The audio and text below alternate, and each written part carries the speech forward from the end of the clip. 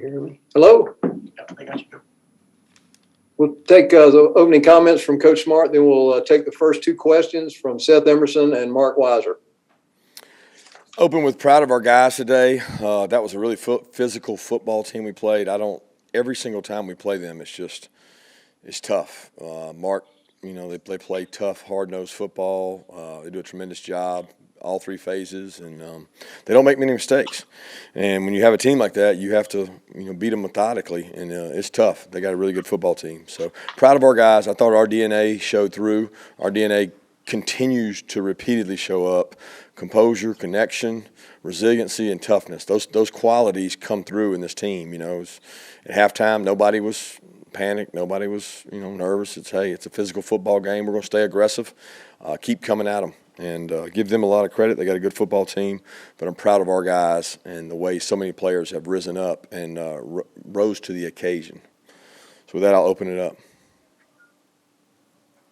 Kirby, one thing that stands out about Todd Monken's play calling is that he rides the run or the pass depending on what's working. He kind of zigs when he zags. What can you say about how he's called plays this season and this game in particular?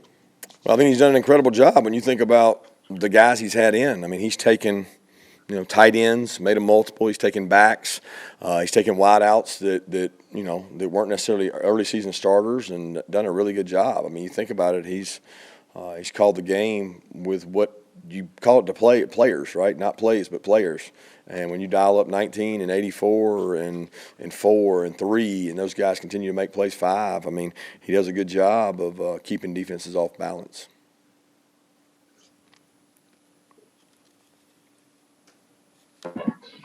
Kirby, I want to ask you about the field goal block and the PAT block.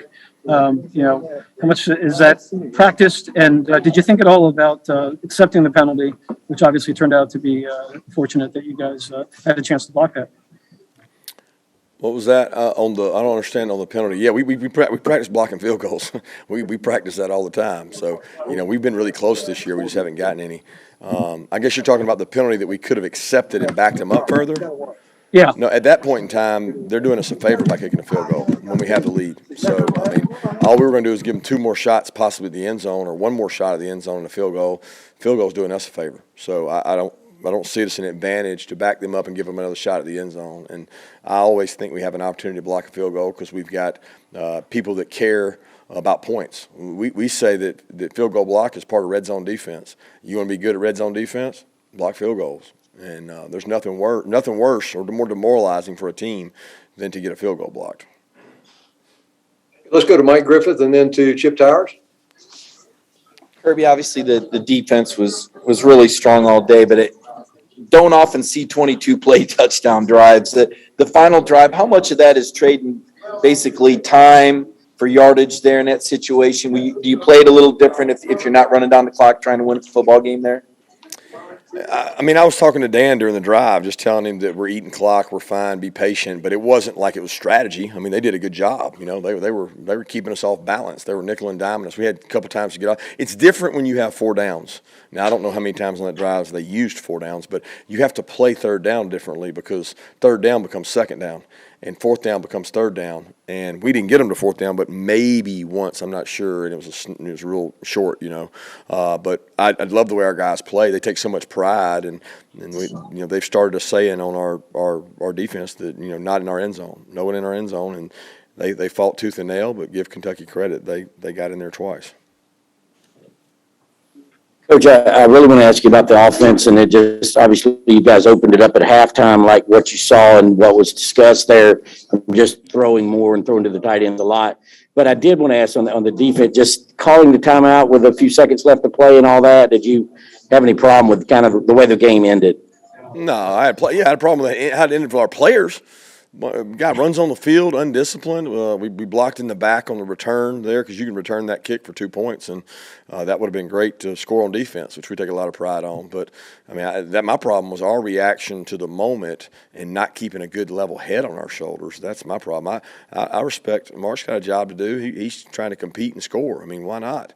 That's what he's trying, as he came here to do, is win the game and score points. So, I mean, I respect that. They had a long drive there. In the offense,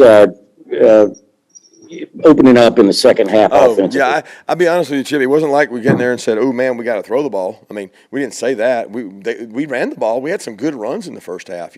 We had some negative lost yardage plays that hurt us, put us behind the chains. But it's not like I say it all the time: be aggressive, take what they give you, and if they continue to lower the safeties, put them in the box, and they were bent on not letting us run the ball, which I really think we could run the ball. But if it's easier to throw it and it keeps them off balance and you're rolling, we did a good job in the passing game and didn't do as good early in the passing game as maybe we should have. All right, let's go to Anthony Dasher, and then we'll come back to Ivan Maisel. Hey, Coach. I asked you again about the defensive stand at the end of the third quarter, and again at the end of the game where the guys don't fought like heck, keep them out. How does those three examples kind of speak to that DNA that you're talking about, that they would really bust their tail so much to keep the other team out of the end zone? It's just pride. It's pride in performance. It's a standard of excellence that we want. It doesn't matter if it's offense, defense, or special teams. Like you go out there, you compete at your highest level to be the best in the country, and that doesn't change. It doesn't change regardless of the scoreboard, the situation, the time in the game. It doesn't matter. And when you play like that, it kind of makes it where your focus is on getting better, not on stats and where you land. And our kids, offense, defense, and special teams played really hard. I did not think that we had the kind of special teams games we need to affect games.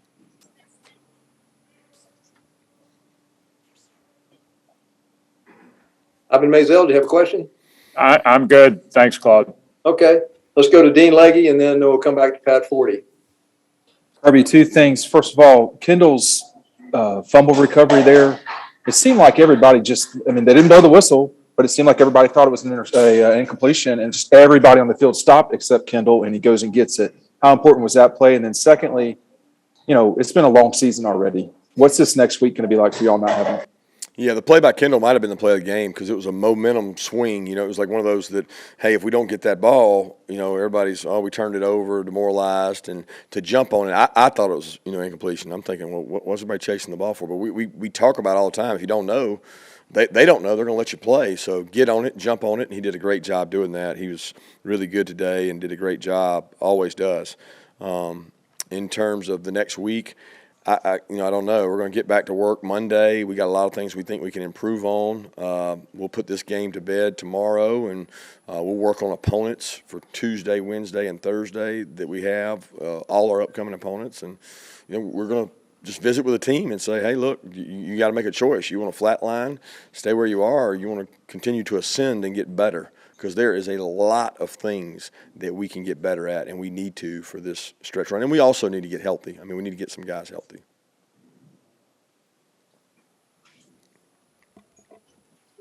Pat Forty, you have a question?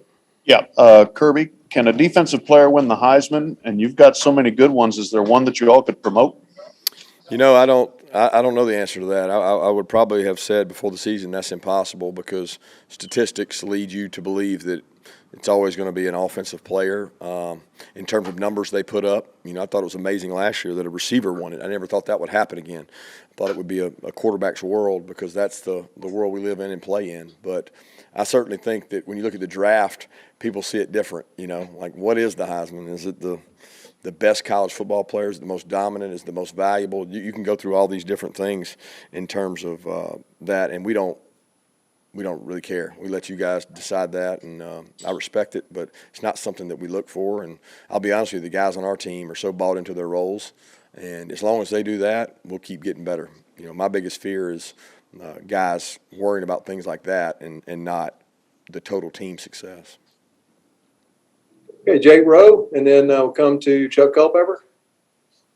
Kirby, you've talked multiple times about wanting to be more explosive. I think you guys had, I know you guys measure it your own way, but you had 9 plays offensively of 20 yards or more. What does that allow you to do, like offensively? How does that allow you to maybe open things up for other things within the offense? Well, it probably allows you to go 2 of 7 on third down and still win the game. You see that stat and it's spooky, but when you hear what you just said about the explosives, that's big. And we want to be an explosive football team, a dangerous football team. We feel like at full strength with our wideouts, we can be really explosive. We thought coming into the year that was going to be one of the strengths of our team, and it's been an injured portion of our team. But we have quarterbacks to get them the ball. We have offensive line to protect. We have good backs. We just have to keep building and getting better and play cleaner football. I felt like today was one of the probably least clean offensive football games we've had in terms of not giving up negative plays and those kind of things and just hurting drives. But we accompanied it with explosive plays.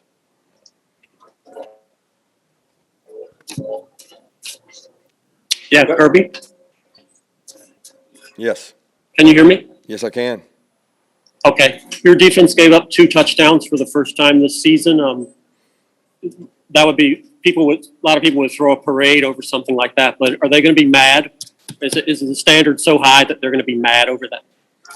I don't know that they'll be mad. I think they'll take the input the coaches give them. Like, we'll watch the tape and say, okay, why did they score? And if they beat us on the calls and they did better than we did and executed better, we tip our hat to them. If we didn't play real well, then they'll clean it up. But I know this: they played hard, they ran to the ball, and that's a really good football team. So I don't know how they'll react, but we will make sure they understand the truth. The truth is sometimes teams beat you, and sometimes you give it to them. And I don't know exactly. I got to watch it and see, because some of those drives were pandemonium. All right, let's go to Paul Newberry and then Catherine Lewis. Paul? Yeah, hey, Kirby. What has stood out to you about the defense's performance over these first 7? I mean, it's so much. The numbers are kind of staggering when you go down the list, but what to you has stood out about this defense? The buy-in. There's no selfishness. They buy in. Probably the other thing that stood out is the way they practice. My favorite part of the day is when you go into a meeting and all the kids start saying, give me a nugget, coach, give me a nugget. They want Dan and Schumann and Muschamp and Adai and Trey Scott to give them a nugget. A nugget is a note that might help me in the game. They boot to their left 10 more times than they boot to their right. That's a nugget. I'm going to take that and I'm going to use that some kind of way to make me better. When this player lines up here, this is the play that's coming. That's a nugget.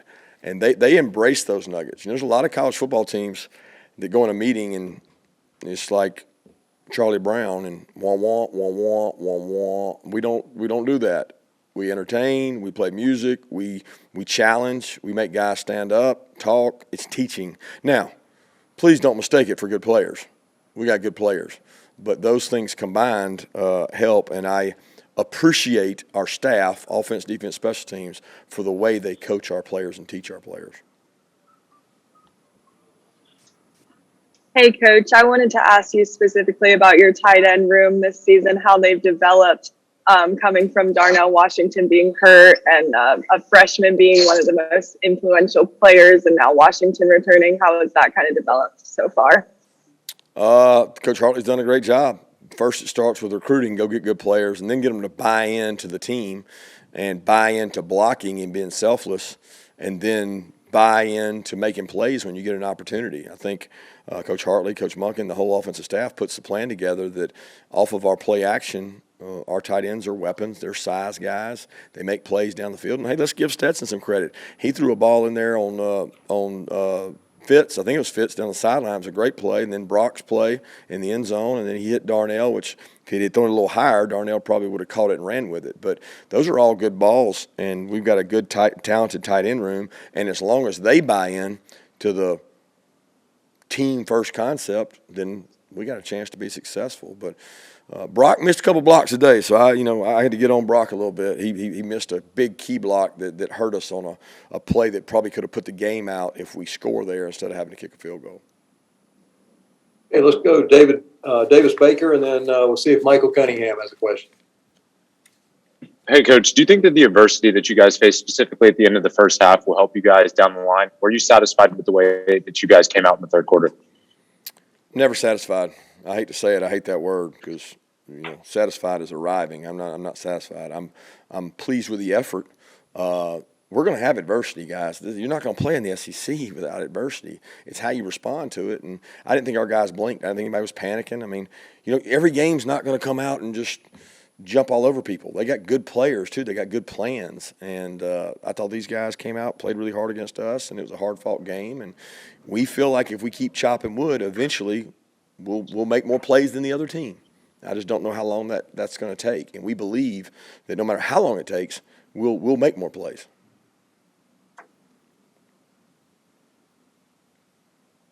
Michael Cunningham, you have a question? Yes, Coach, you said this is the first time you ever had a close game at halftime since Clemson, really. And you said that you didn't think that your guys were panicking. What did you see from them that made you confident that, they were going to be okay?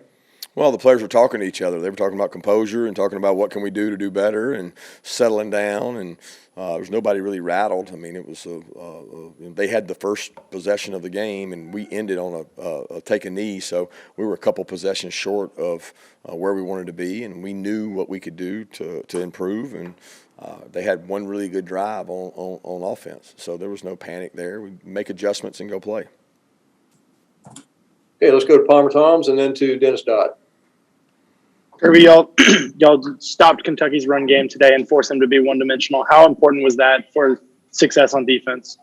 Yeah, it's big. Anytime you control the line of scrimmage, it's huge. I still don't know run stats because, again, we talk about this every week, but they throw the sacks in there. So, in my mind, they ran the ball better than most people do against us. I'm not looking at 27 for 51. I'm looking at 27 for whatever the rush was. But we did not give up explosive. We tackled well. I thought on these guys on the perimeter, when they spit that ball out to one, you better get two guys there because a one-on-one tackle with one is tough. We controlled him. 50% of his touches so far this year were explosive plays. That's crazy. So that was big for us to limit that.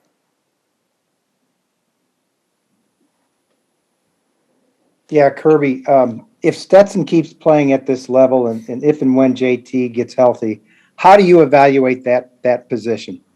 We evaluate that position like we do every single position. We go to practice. We do third down period. We do 2-minute. We ask questions in meetings.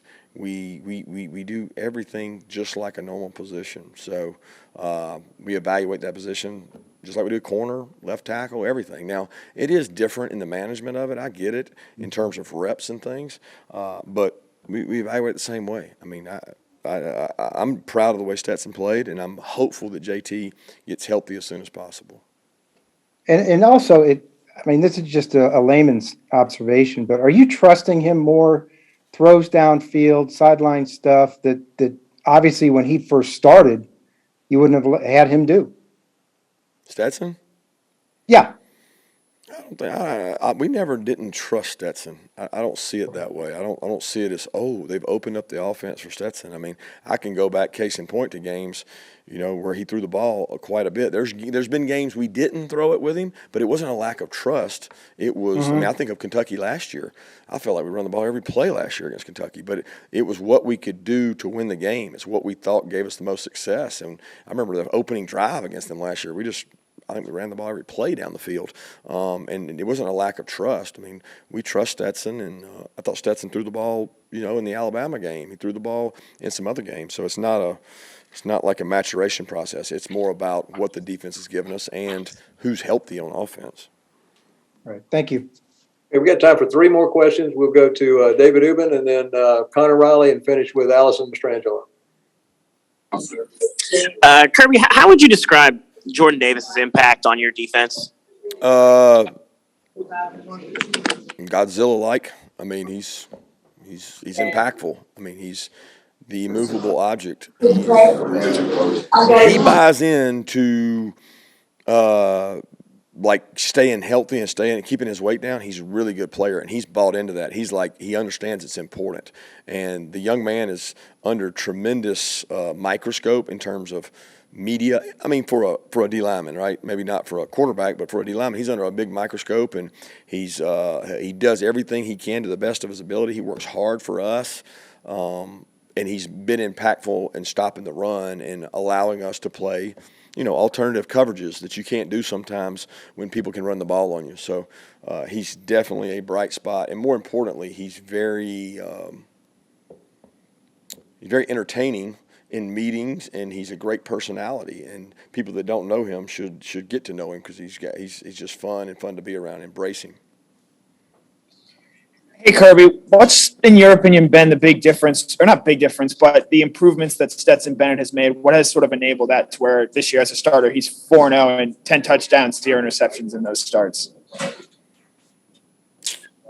Experience, a better defense.